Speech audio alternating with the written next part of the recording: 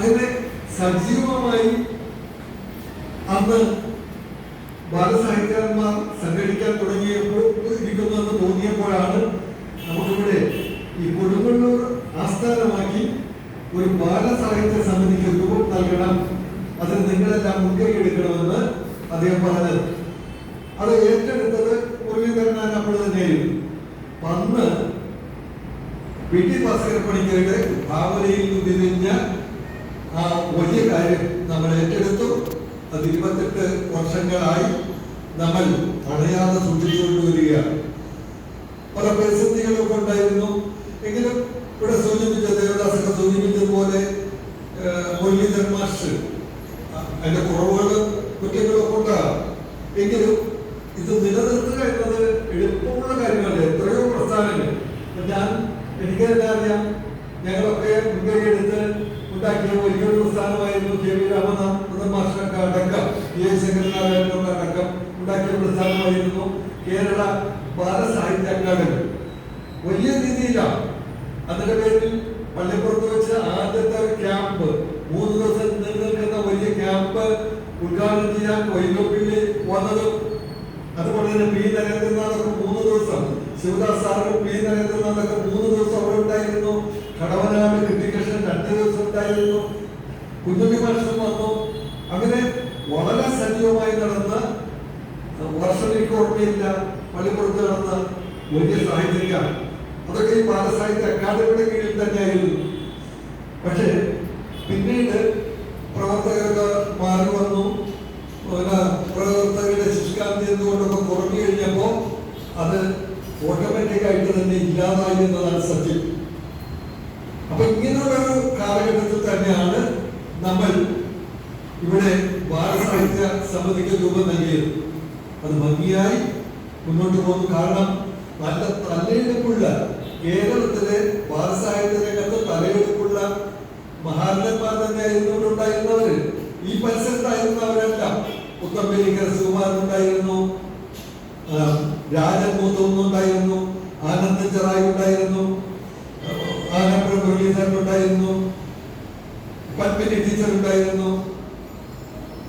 ഇങ്ങനെ പലരും ഞാൻ പേര് എല്ലാവരുടെയും പേര് ഓർമ്മയിൽ വരുന്നത് CG ജയപാലൻ സാർ, അധ്യാപക ദേശീയ അവാർഡൊക്കെ നേടിയിട്ടുള്ള CG ജയപാലൻ സാർ ഉണ്ടായിരുന്നു.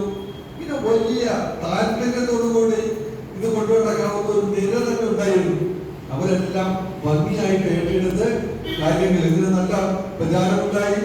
അംഗങ്ങളെല്ലാം സജീവമായിരുന്നു. അതുപോലെ TR അയ്യപ്പൻ മരിച്ചുപോയി. TR അയ്യപ്പൻ, പ്രൊഫസർ മുകുന്ദൻ ഇപ്പോഴും ഉണ്ട്. പ്രൊഫസർ മുകുന്ദൻ ഇപ്പോഴും ഉണ്ട്. പ്രായാധിക്യം കൊണ്ട് വരാൻ കഴിയുന്നില്ലെന്ന് മാത്രമേ ഉള്ളൂ. അപ്പോൾ അവരെല്ലാം ചേർന്ന് ഉണ്ടാക്കിയ വലിയൊരു പ്രസ്ഥാനം.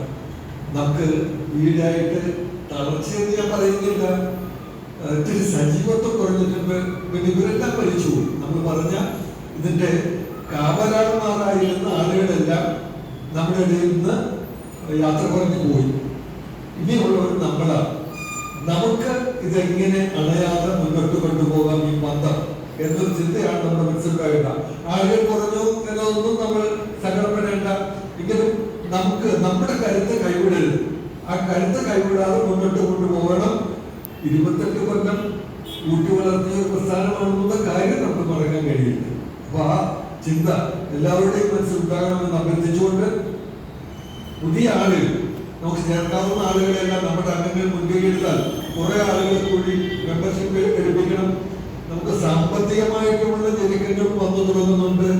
28 കൊല്ലമായി പറഞ്ഞാൽ നമുക്ക് പ്രവർത്തിക്കാൻ, സ്വന്തമായി ഇരുന്ന് പ്രവർത്തിക്കാനുള്ള ഒരു വളരെ പോലും ഇല്ല എന്നത് നമ്മൾ ഓർക്കണം. ഇപ്പോ പലരുടെയും സൗജന്യം കൊണ്ടൊക്കെയാണ് നമ്മളുടെ കമ്മിറ്റിയൊക്കെ പല വീടുകളിലും പല ഓഫീസുകളിലും ഒക്കെ ആയിട്ട് നടന്നു പോകുന്നത്. ഇപ്പോൾ ബക്കർ മേത്തല ഇതിന്റെ രംഗത്ത് വന്നതിന് ശേഷം അദ്ദേഹത്തിന്റെ സഹോദരി പ്രിൻസിപ്പളായിട്ടുള്ള PSC കോച്ചിങ് സെന്ററിൽ നമുക്ക് കമ്മിറ്റിയൊക്കെ കൂടാൻ സൗജന്യമായിട്ട് എല്ലാ സൗകര്യങ്ങളോടും കൂടി അവിടെ ലഭിക്കുന്നു എന്നൊക്കെ സന്തോഷകരമായ കാര്യമാണ്. ഞാൻ കൂടുതലൊന്നും പറയുന്നില്ല. അപ്പൊ നമ്മൾ ഉള്ള ആളുകൾ, പ്രത്യേകിച്ച് ജോസഫ് മാർപ്പിള്ളി, ജയനാരായണൻ, നമ്മുടെ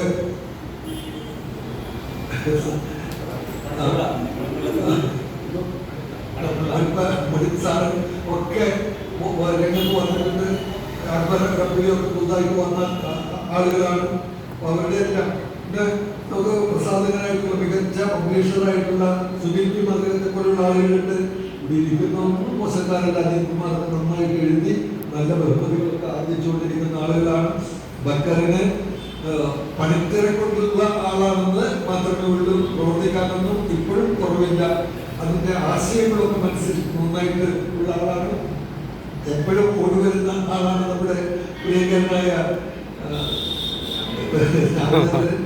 അപ്പോ അവരെല്ലാം ഏതായാലും നമുക്ക് ഇത് ഉപേക്ഷിക്കാതെ മുന്നോട്ട് കൊണ്ടുപോകും, ഭംഗിയായിട്ട് മുന്നോട്ട് കൊണ്ടുപോകും. അതിനുള്ളൊരു ചിന്ത ആണ് നമ്മുടെ മനസ്സിൽ ചുരുങ്ങിയ സമയം കൊണ്ട് ആണെങ്കിലും ഉണ്ടാകേണ്ടത്. പിന്നെ പുതിയ ആളുകളുടെ രംഗത്ത് വരണം. ഞങ്ങളൊക്കെ തളർന്നിട്ടില്ല, മനസ്സ് തളർന്നിട്ടുണ്ടെങ്കിലും ശാരീരികമായിട്ടൊക്കെ പല ബുദ്ധിമുട്ടുകളുണ്ട്, സമയത്തിലേക്ക് എത്തിച്ചേരാനും ഒക്കെ ഉള്ള പല പ്രയാസങ്ങളുണ്ട്. എങ്കിലും അന്നത്തെ ഒരു പ്രതിസന്ധി ഘട്ടത്തിൽ അത് ഏറ്റെടുക്കണം എന്ന് പറഞ്ഞപ്പോൾ ഒഴിവില്ല എന്ന് മാത്രമേ ഉള്ളൂ. ഇങ്ങനെയുള്ള കാര്യങ്ങളൊക്കെ നിങ്ങളുടെ മുന്നിൽ കണ്ടുവയ്ക്കുകയാണ്. നമുക്കിത് അടയാതെ തന്നെ മുന്നോട്ട് കൊണ്ടുപോകണമെന്നതാണ് ഒരിക്കൽ കൂടി എനിക്ക് അഭ്യർത്ഥിക്കാനുള്ളത്. എല്ലാവർക്കും കൃത്യമായ കഴിവാറ് നേർന്നുകൊണ്ട് ഞാൻ എൻ്റെ വാക്കുകൾ ചെയ്തു.